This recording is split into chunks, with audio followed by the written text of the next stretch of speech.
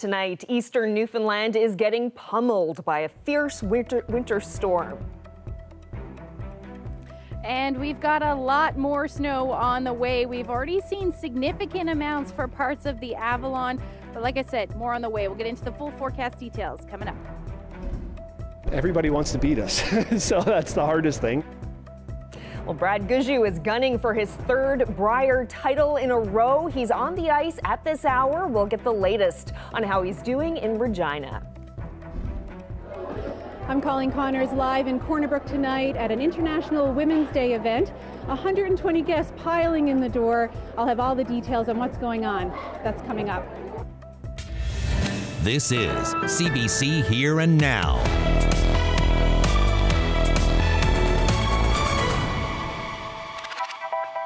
Good evening and welcome to Here and Now.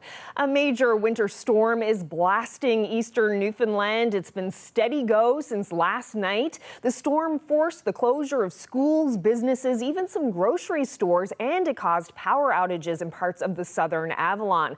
Our meteorologist Ashley Brawweiler has been tracking this wild weather. She's out in it right now. So Ashley, your forecast really panned out on this storm. It was bang on. How much longer until this all settles down? Yeah, we've got several more hours left of this heavy snow. In fact, can tell that the snowfall rates have picked up even since I've been out here because I can't see the camera very well at the moment. But yes, we're taking a look at some of the snowfall rates that I've been seeing. We're talking about 4, even 5 centimeters of snow falling in 1 hour. Most of the day today, the major roads have actually been totally fine, and that's because the snowplows have been able to keep up with it. But taking a look at the radar going forward over the next several hours, I do think that those snowfall rates will pick up. Like I said, maybe 4 or even 6 centimeters falling in an hour. And taking a look at some of those snowfall amounts so far today, anywhere from 30 to as much as 50 centimeters of snow has already fallen for parts of the Avalon. The northern Avalon, where you didn't see that change over to ice pellets this overnight last night, has seen the most significant snow so far. But most of the Avalon will be seeing this heavy snow through the night tonight. But if you've been out at all to try and clear up that snow, you will notice that it is very heavy, and it's thanks to all of those ice pellets that have fallen so far. But like I said, lots more on the way. We'll talk about that and what the cleanup day will be like tomorrow coming up a little later. Great. Thank you so much, Ashley. Well, as we mentioned, this storm has been relentless since it began last night, and that meant a snowy start to the day for a lot of people. Here now's Peter Cowan reports.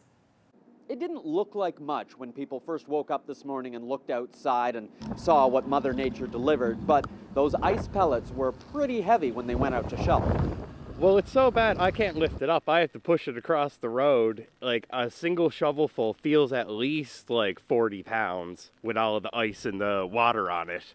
So definitely a day to be careful, or else you're going to cause some serious injuries to yourself. Snow in March in St. John's isn't unusual, but after a couple of big storms this year, people weren't thrilled with the idea of having to shovel out from another one. I thought I was naively hoping that this was it for the year, and yeah, then we got that. It seemed to come out of nowhere as well, just, I don't know. And it kept going up and up. Like one day it was 50, then all of a sudden it was 55 to 85. It caused a lot of disruption, especially for transportation. Metrobus was off the roads today. The airport pretty much shut down with most flights being canceled. And there were the usual cancellations. Schools, the university shut down, even grocery stores decided to close for the day. But some people decided with a day off that they would take a break from shoveling and get out to enjoy it a bit. The snow is a bit heavy, so we shoveled for a while and we decided we'd go for a walk instead of shovel. We'll go back and shovel. There's a lot more snow to come down, I think. So.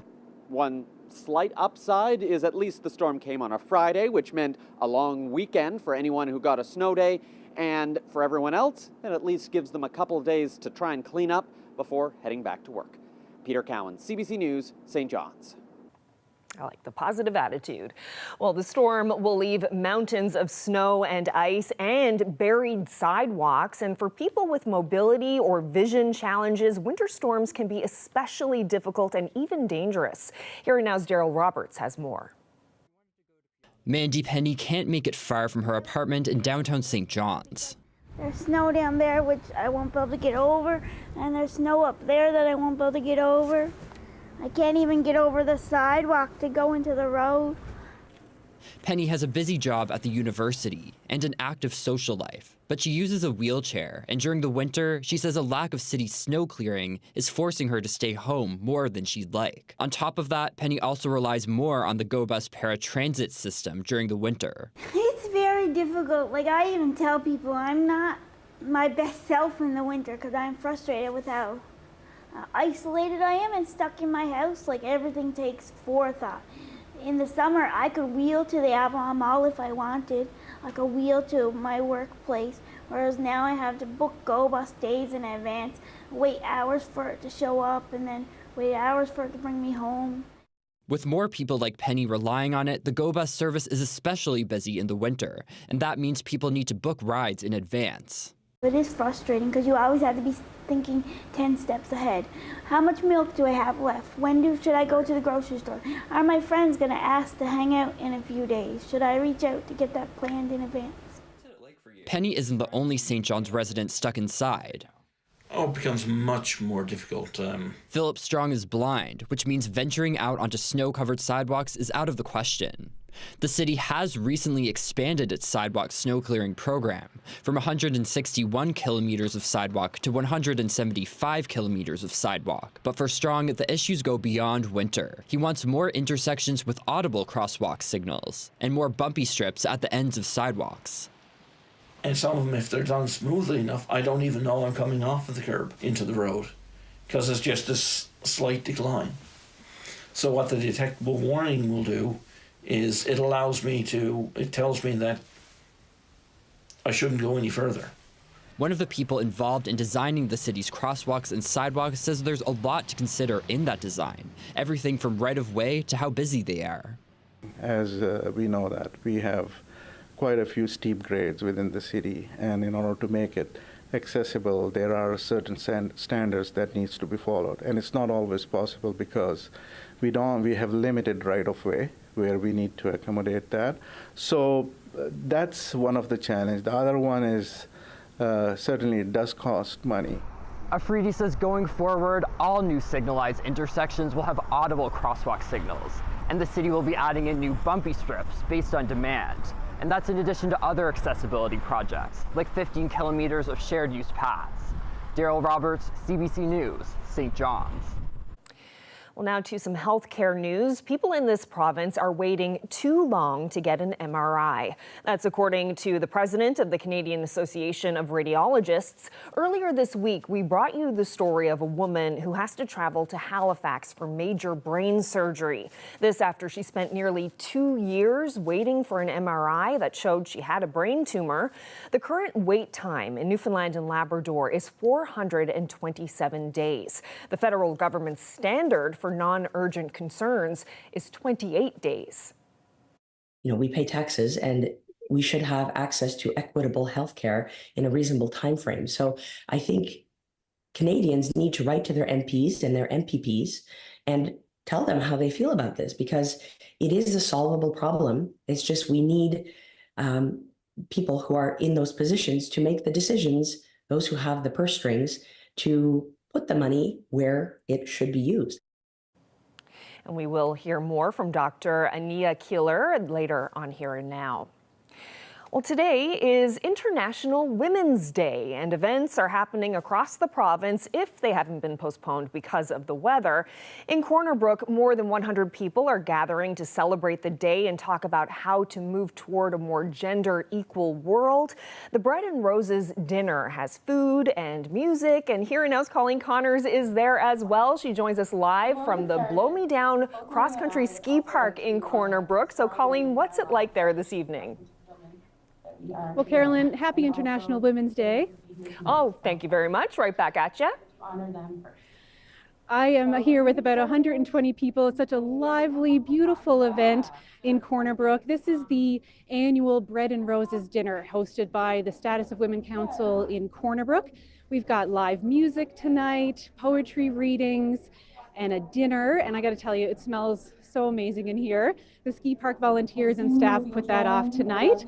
And of course, this is an annual event that does so well. It happens in different locations all over the city, and it always sells out.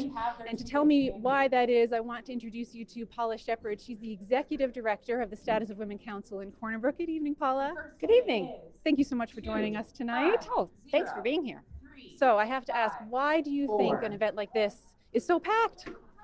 Oh, well, I think it's always important for us to be able to come together and celebrate as women, because we include local entertainment, singers, songwriters, spoken word artists, and they get to come and we get to celebrate women and all of the work that we've done towards gender equality, but we also take some time to reflect on the obstacles we still have to overcome.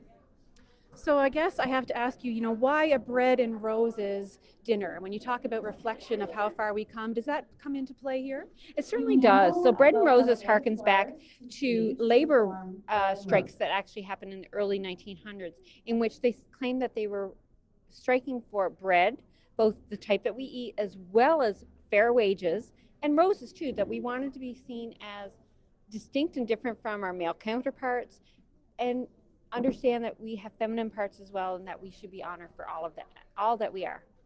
And I see the roses on the table too. Yes. Nice touch. Always. Why is it so important, do you think, Paula, to have International Women's Day events like this one, where you have a room full of familiar faces from all over Corner Brook, 120 guests tonight? Well, I think, we're part of a worldwide celebration at this time. International Women's Day in some countries is actually a national holiday. And I think it's a good time for us to really pause and come together. Part of being a feminist organization is celebrating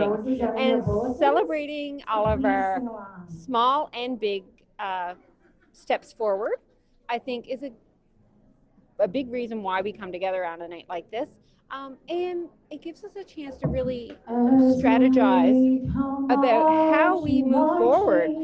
There are lots of reasons, I think, in our everyday lives when we get a chance to maybe be a little frustrated and things like that, but we really get a chance to set a motion forward. And we hope that people take action following this. You get a good vibe from a night like tonight. We certainly do. Thank you so much for filling us in and telling us all about it, Paula. Well, thank you so much. That's Paula Shepherd. She's the Executive Director of the Status of Women Council in Corner Brook. And as you can hear, the event has started here tonight with some beautiful music. The dinner is about to come out. I'm live in Corner Brook tonight, Colleen Connors for Here and Now.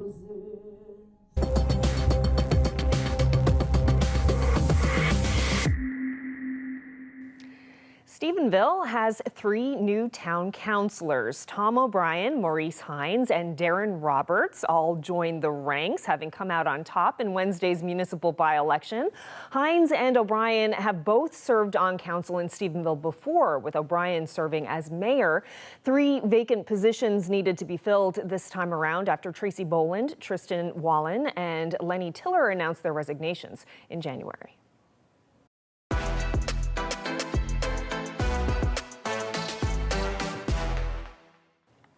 Well, turning now to the Brier, defending champion Brad Goujiou is facing off against Manitoba this hour. The score is 8-7 after 9 ends, and Goujiou has the hammer coming home. Goujiou is hoping to win the tournament for a record-breaking 6th time. And if he does, it will also be his 3rd Brier title in a row. Goujiou secured a playoff spot with a win over Alberta yesterday.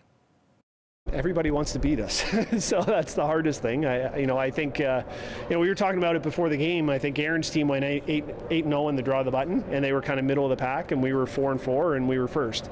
So everybody's going to bring their best against you when you wear the maple leaf. And while it's a complete honor, it's also a challenge because everybody wants to beat you, and we certainly feel that. And I think come playoff time, it's going to be no different. Whoever makes the playoffs is going to want to beat us when they're playing us, and we're going to want to do the same to them. Good luck to him. Well, staying with sports, the 2025 Canada Games has selected its official mascot. Gusty the Codfish was created by Michael Tobin of Witless Bay. I really like codfish, and I go codfishing in the summer, and codfish are one of the things about Newfoundland. Well, Michael's design was picked from over 300 entries from grade 4 to 6 students across the province. The 2025 games will be held in St. John's. And in true Newfoundland fashion, Gusty is wearing a sou'wester hat and a raincoat. Michael's win also means he'll be a torchbearer at the games. So congratulations, Michael. Welcome to the sun. 我らこの島の民そう我らこの島の民そう我らこの島の民そう我らこの島の民 Well, that sounds familiar. That's the cast from Come From Away in Japan, rehearsing the song Welcome to the Rock. The show debuted last night in Tokyo. Premier Andrew Furey says he hopes the show will inspire Japanese tourists to visit this province. Come From Away has closed productions on Broadway and in Toronto, but is expected to return to Gander this summer. Come From Away director Christopher Ashley is in Japan working with the cast and had this to say in a video posted to YouTube. I am so impressed. It's a first experience for me with this show to experience it in a language other than my own. The choices that they are making are so clear. I always know the story that they're telling, the moment that they are dramatizing, as well as highly skilled. They are also incredible fun to be with. The spirit in the cast is sort of full of joy and playfulness. Someone referred to our cast as the Avengers. They're all superstars in the same frame. I was humbled, excited, all kinds of wonderful feelings. Being recognized for their success in business. Just in time for International Women's Day, we'll hear from 4 women from this province about what that honor means.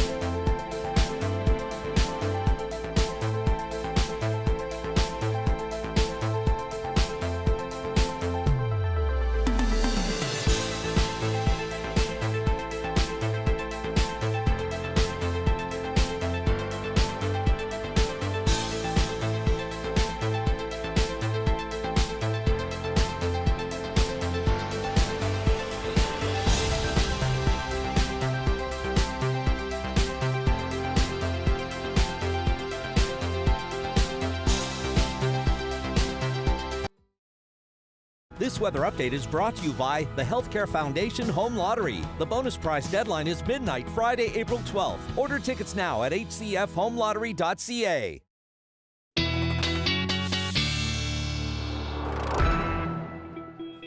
Well, Ashley, just before we get to the all-important weather forecast, just want to say congratulations to Brad Gajou and Team Canada. They just won their game against Manitoba and are advancing to the semifinals, and their score was 9-7. So that's some good news there. And you have been very, very busy.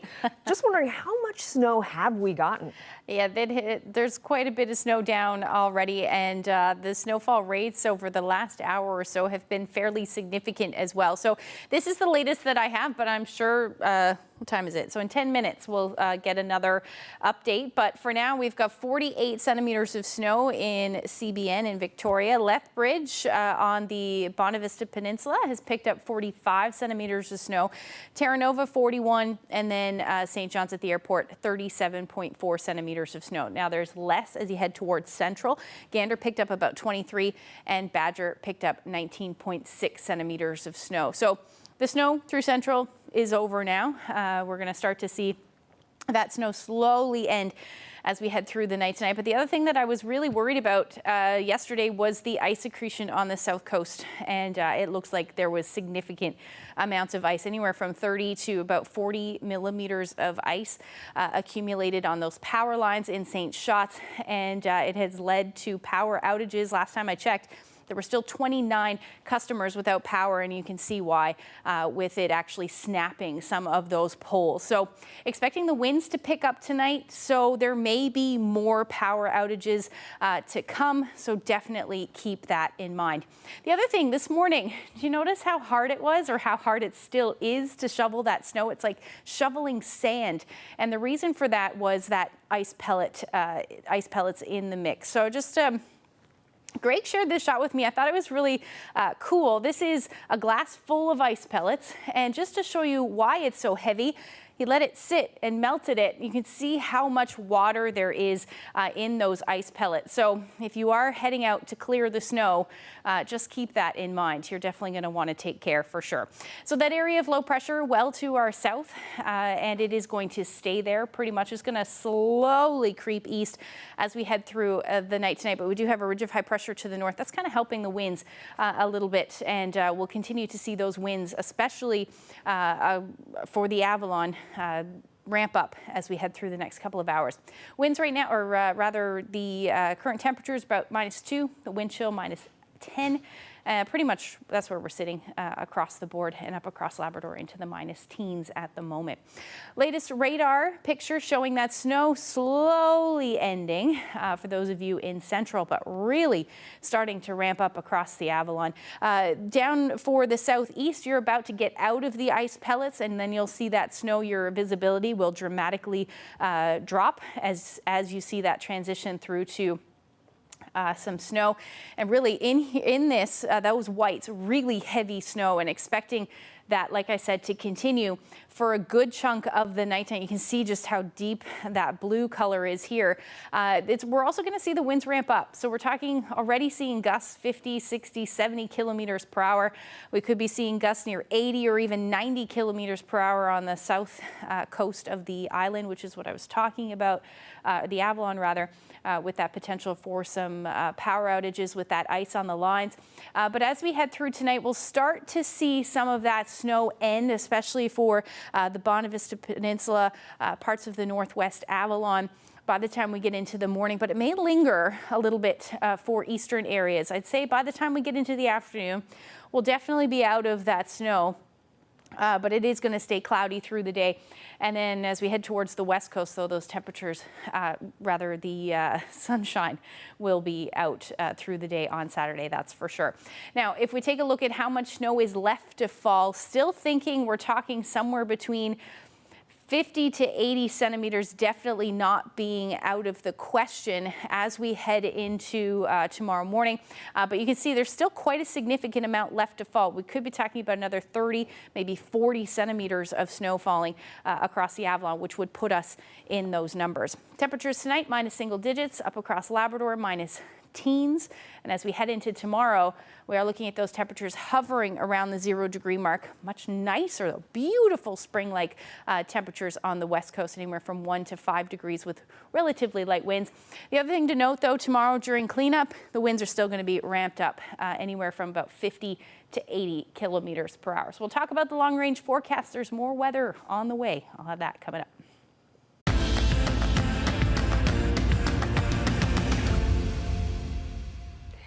Well, back now to International Women's Day. Just in time for the occasion, 4 women from this province have been honored with awards and a spot on Atlantic Business Magazine's yearly list of 25 most powerful women in business. Here's what they had to say about being recognized. I was shocked, proud, I was humbled, excited, all kinds of wonderful feelings. Yeah, it was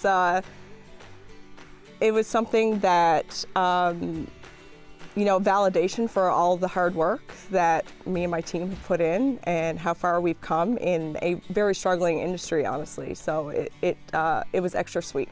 I was incredibly honored to be included on the list. It was a moment of pride, not just for me, but for our organization as a whole. We've been silently growing our business, and I feel it's a great opportunity for people to kind of recognize who we are as an agency through the work that our employees and myself do. Especially proud of this one because it represents women leading businesses. And our industry tends to underrepresent women in senior roles. We are proud to say 75% of our positions that are management level and above are held by women at M5. That's actually more than double our industry average. So I think me accepting this award is really indicative of how our organization positions women, values women, and lets them do all the creative, wonderful, powerful things they can do. It's a list that I've noticed for the last few years, and I've always been very impressed with the folks on the list and grateful that Atlantic Business Magazine takes it upon themselves to do this profile. And so, quite humbled to be part of that group, but also recognize it's really important that we showcase women in business as leaders. As business success can absolutely come from women in leadership in these roles, so really important. I think I'm just happy to be here. I've worked with, there are so many people doing really, really amazing things. And I mean, getting any recognition or acknowledgement is really great because of course you do a lot of hard work in your career, like everyone. But honestly, being a part of it is the best thing I can think of because there's people of all different ages here. There's people from all different backgrounds. So it's just really, it's really motivating to be here and to hear more about their stories and their own experiences. I believe that we are inching our way to equality. We're not quite there yet, so this is very important to highlight women in business and women who hold power. But I do believe that we are almost there, and hopefully we'll get to the point where it's people in business. A list like this is still very important in 2024. A lot of the rooms that I walk into, I still can be one of a few women in that room, and sometimes I'm the only woman in that room. So it's really important that we continue to recognize that the job isn't completely done in terms of equality and women being able to hold the positions within organizations that they can and that they should. And so I think it just shows women across all sectors, the diversity that's out there. I loved reading the list. I loved reading about the women who are on that list and the great and wonderful things they're doing in their sectors. And it lets people see that whether you're in a creative industry like I am, technology, banking, finance, energy, that you actually can rise to the top of what you do if that's what you choose to do. I think the bigger piece here of why I was so happy about it is because there's really not very much queer visibility. And so, in the technology space, I'll take as an example, there's generally under 25% female in any given discipline. When I joined, there was, less than 25% female identifying people within my area, in my domain in sales. There was probably 25%. So a very kind of low number of representation. If I were to even cast a guess at what that would look like for queer representation, it would be, you couldn't even guess it. And so for me, what I'm really happy about and why I'm really happy to be here personally representing myself is for that visibility. Until we don't need to highlight a list, it's important to highlight the list. While you are still an anomaly, you have to have a list. And just using the engineering form just for a moment, because that's certainly my career, my background. Within Engineers Canada, 20%, less than 20% of registered engineers are women. I can tell you women are just as good at engineering as men, and we have to show others very visibly what success looks like, and so you have to be okay with putting yourself forward to be highlighted. And these lists have to keep going, and they have to be promoted. So I'm really grateful that you're having this conversation, because we have to be pushing that. It can't be just people like me seeking that information, because there's a lot of like-minded people seeking information about that. We have to be putting these kinds of lists in front of people who don't necessarily understand that women are great leaders. So that's why this kind of list is so important. Coming up, MRI wait times in the province are too long. But how do we compare to the rest of Canada? The National Association for Radiologists is weighing in. That's coming up.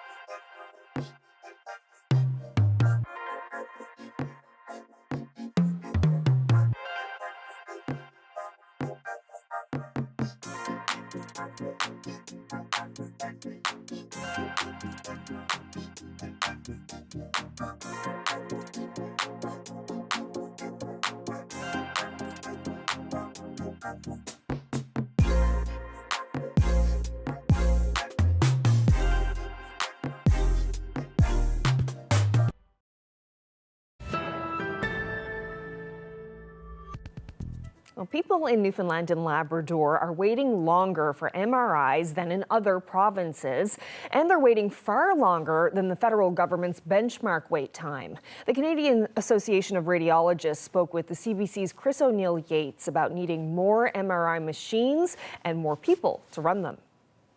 The governments themselves have created benchmarks of what is an acceptable wait time. And in Canada, somebody who has a non-urgent concern should wait less than 28 days for a CT or an MRI. If you present to the emergency department and you have an acute problem, we will image you immediately. And that is true across the country. We're reasonably able to manage that. It's just patients who have non-urgent is where we're exceeding that expectation that the government themselves have set. And therefore, 2 years is clearly much longer than 28 days. And it is not acceptable. We have another situation developing in the province. There's been a new healthcare system, a new hospital built on the west coast of the province in Corner Brook, and they're putting in an MRI unit there as well. I mean, how do you staff a unit in a province where it's difficult to get people to even come to the main hospital in the capital city? You're right. It is a difficult problem. However, number one is if we created schools for technologists that were more varied in location rather than just a few centers, you are more likely to retain people if they train where they grew up. So having more schooling and more schools with positions in different parts of the country would be helpful. And number two, there are new technologies that are developing where if we do have equipment in more northern or more remote areas of Canada, there is a potential of having a centralized area where a technologist is able to control several machines in different geographic locations. So that could potentially be a solution going forward, although it's not quite there yet, but it is something that we're looking at. Particularly in northern Canada and the more remote areas where, the machine may not have to run 24 hours a day because there's just not the population for it. But rather than having everybody patient-wise having to come to other larger centers, we could have the equipment there and have somebody run it from sort of more remote locations or further away. We do hear that, hospitals and health boards are trying to do their best. The governments are trying to do their best with what they have. But, when we come back, to full circle to the story we're talking about, a woman who had an adverse outcome because she couldn't get an MRI for 2 years. I mean, there are many Canadians likely in a similar situation. Like, what do those people do? That's a great question. I mean, I can tell you as a physician and as a radiologist, when I receive a request for imaging, my job is to protocol it. So I have to pick what is the best test. Then I have to pick which protocol, do we give intravenous contrast or not?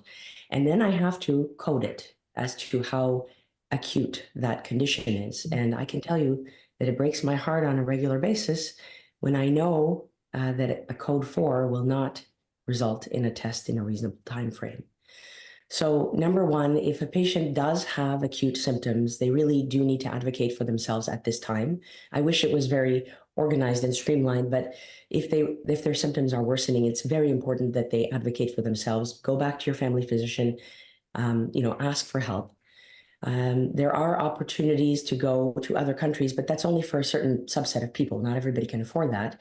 And I personally don't feel as a Canadian, we pay taxes and we should have access to equitable healthcare in a reasonable time frame. So I think Canadians need to write to their MPs and their MPPs and tell them how they feel about this, because it is a solvable problem. It's just we need people who are in those positions to make the decisions, those who have the purse strings, to put the money where it should be used.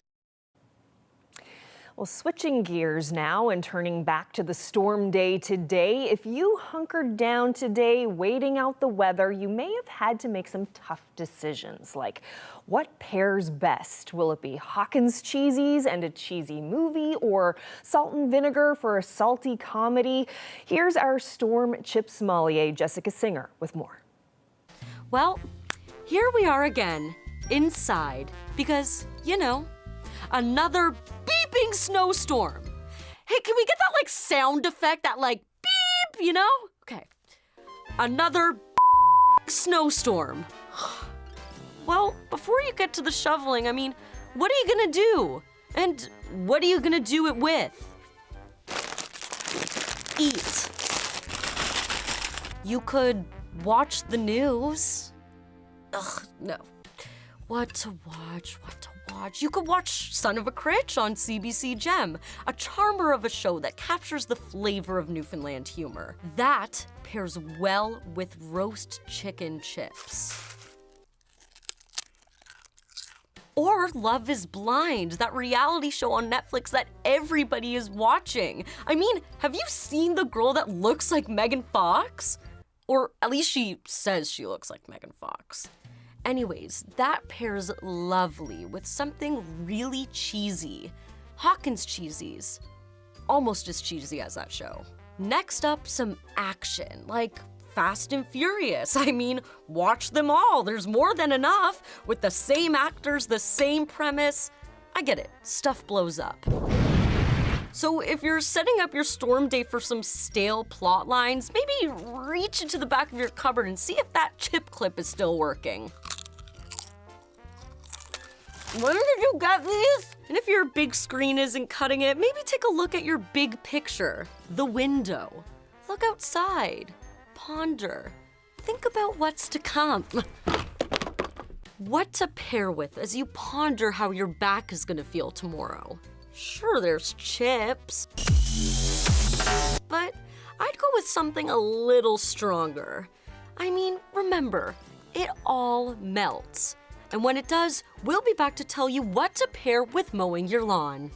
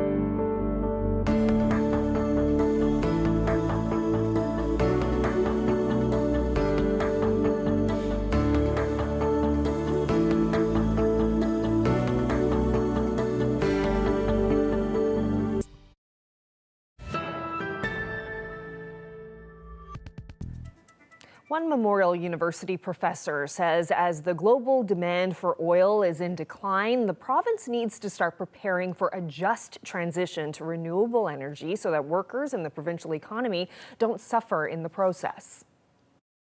At about 2030 on down to 2050, there's going to be a sharp decline, not a turning off the taps, a decline sharp to almost zero, basically, in our offshore by 2050. Now, those are graphs and projections that included the Bay du Nord project going ahead. So the issue is, if we are banking on that sector as our socioeconomic security, if that is slowly and then maybe really steeply being eroded right out from under us, how are we going to plan so that we don't have the bottom fall out of the economy? Germany, for its coal transition, it was a 30-year transition. This is not something that happens overnight, so we need to get it done today. As for, will Newfoundland and Labrador be producing the last barrel of oil? This is such a common argument. Every oil-producing jurisdiction in the world says that its oil is clean and green and ethical and that it's going to be the last barrel standing. All jurisdictions are saying that. Some jurisdictions are not going to be producing those last barrels of oil. The ones that will are the cheap and easy ones. Newfoundland and Labrador's oil is not cheap and easy. I mean, look at that, the Flemish Pass is 500 kilometers offshore, and it's 1.2 kilometers down to get to the oil. This is ultra deep, ultra far offshore, and ultra high cost. Newfoundland and Labrador, as oil markets tighten up, so as demand decreases, our oil is going to be priced out of the market. That's the reality. And we know that because firms are already showing it to us. If we look at what firms are doing in the offshore, they're pulling back capital investment. They're not investing their own money in expanding production. They're going to play out the fields that are currently in development, but not new production, right? So, yeah, we need to start taking seriously the information that's available to us and start planning.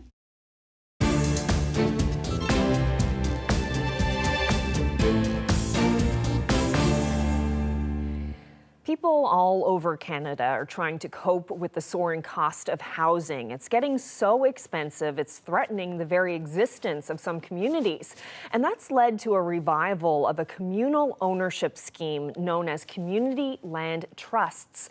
Now, the idea sprang from the civil rights movement in the United States, and there are now dozens of these land trusts in Canada. The CBC's Shayna Luck has the story. A few years ago, the community land trust concept was almost unknown in Atlantic Canada. But now, at least 4 groups in Nova Scotia have begun to organize trusts to push back against the housing crisis. These 4 groups are all based in historic Black communities. Many people in those communities are concerned that rising housing costs will force people to leave, scattering their close-knit connections. The trust model is meant to bring members together and create lasting connections to a place. The land is held forever for the benefit of the group. Organizers of the Weymouth Falls Community Land Trust believe if they can get a community land trust going, housing affordability and community connections will improve. They're talking about the fact that they can't afford to retrofit their homes. They're talking about the fact that they're spending $2,000 on heating a month for their oil furnaces because their homes aren't properly insulated. They're talking about food security issues, transportation issues, all of these things that, without calling it a community land trust, that a community land trust can actually solve. There are similar efforts going on elsewhere in the country. A community land trust is trying to offer affordable housing in Toronto's downtown Kensington Market neighborhood. Vancouver is also trying to use the idea to offer homes to families and seniors. The modern land trust concept was developed by a group of Black farmers in Georgia during the American Civil Rights Movement. That adds special meaning to the 4 Black communities here in Nova Scotia that are trying to use this model for housing, as they look to the past to help them secure their future. Shayna Luck, CBC News, Halifax.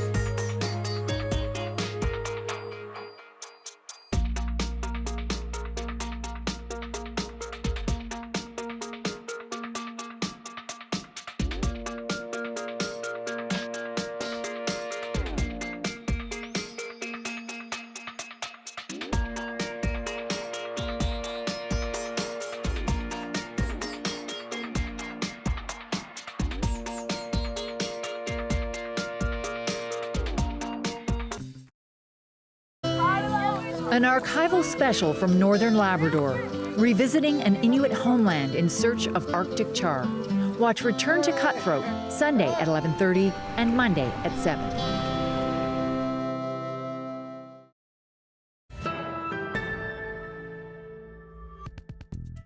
Well, it's Friday, so let's find out who's celebrating. Wishing Roy and Lucy Stagg from Labrador City a happy 53rd anniversary. Happy 62nd anniversary tomorrow to Ross and Madeline Fudge of Deer Lake. Congratulations to Bert and Shirley Avery of Mount Pearl. They've been married 58 years. Best wishes to Freeman and Glenda Call of Anglee, who are celebrating their 55th anniversary. Happy 57th anniversary this Sunday to Terry and Rosalind Hayward of Lawrencetown.